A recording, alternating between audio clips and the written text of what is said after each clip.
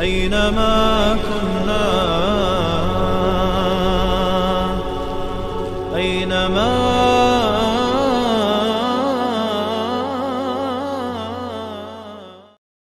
بسم الله والحمد لله والصلاة والسلام على رسول الله. اما بعد، السلام علیکم و رحمت الله و برکاته. حدیث از عایشه مادرمان رضی الله عنها ذکر شده است. شماره حدیث در کتاب بخاری 3206 می باشد و در کتاب مسلم 899 می باشد.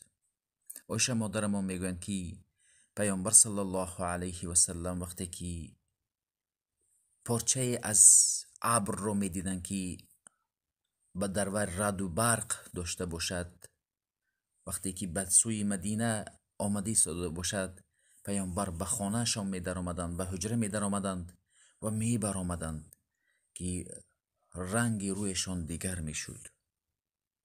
وقتی که باران می بارید، باران رحمت، خرسند می شدند. وقتی که شمال می وزید، این دعا را می خواندند: اللهم اینی اسألک خیرها و خیر ما فیها. بار الها، من از وزیدن شمال،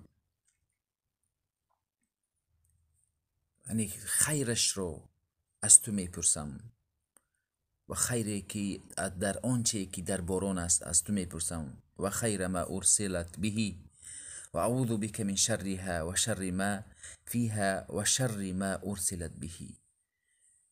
میگفتند که پناه میبرم از بدی این شمال و آنچه که در شمال است و آنچه که همراه شمال فرستاندی.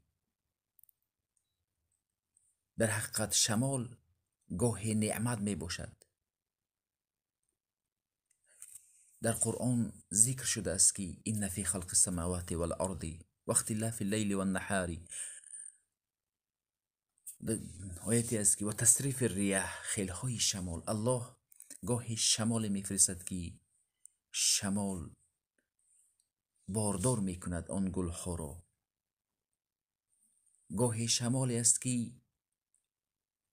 یعنی لشکری پیامبر صلی الله علیه و سلم بود در جنگ احزاب، مشرکان را خیمه هایشان را به خاک یکسان کرد و امت های گذشته را چه خیلی که در قرآن آمده است: فلما رأوه عارضا مستقبل اودیتهم. عاد و ثمود را چنان شمال وزید که آنها را نابود ساخت. بنابراین پیامبر صلی الله علیه و سلم وقتی که شمال میوزید میگفتند: اللهم لقحا لا اقیما. بار الها، این شمال را همچون گلهای آن سیمارها را یعنی بسبزان و بشکفان و آنها را عقیم به ثمر نگردان. دعای شمال را باید آموخت که وقتی که شمال وزید ما بگوییم: اللهم اینی اسألک خیرها و خیر ما فیها و خیر ما ارسلت به و اعوذ بک من شرها و شر ما فیها و شر ما ارسلت به. شمال یکی از نعمت هایی می باشد که کشتی ها را در زمان قدیم به مقصدشان می برد، به جایی که می خواستند مردم را می برد.